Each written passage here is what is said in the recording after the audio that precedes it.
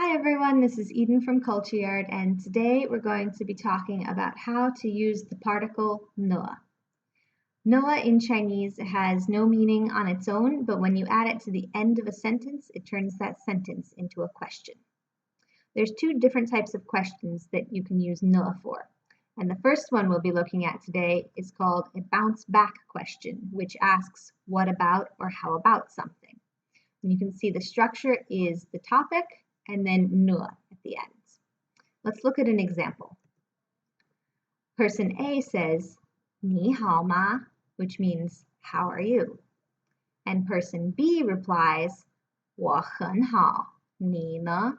Which means, I am fine. How about you?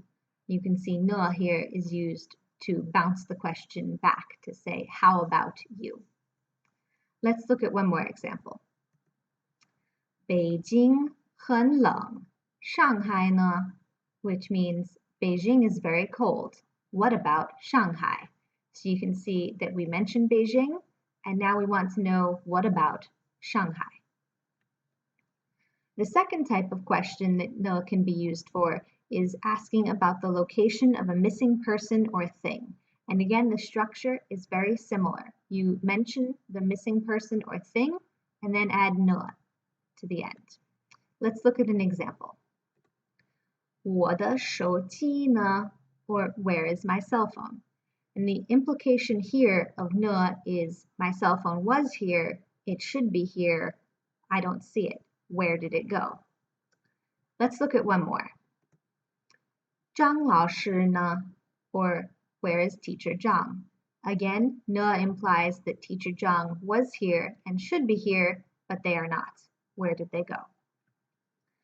So you need to be careful because even though ne translates to where is something in English, it is not used for asking directions. Let's look at the difference between asking for directions and using ne. In the sentence, 你的车在哪里? We're asking, where is your car? Which the implication is, I don't know where it is and I need you to tell me.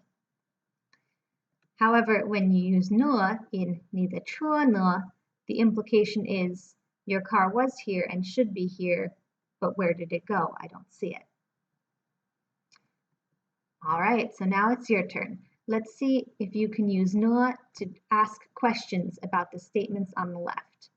We'll show the English in a little bit if you need a hint. You can pause the video here if you need a little extra time. All right, let's look at the English.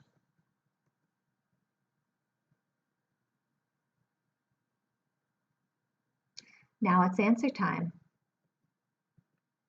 How did you do? So that's it for today. Let us know if you have any questions or comments down below, and we will see you next time with more interesting Chinese grammar. Bye-bye.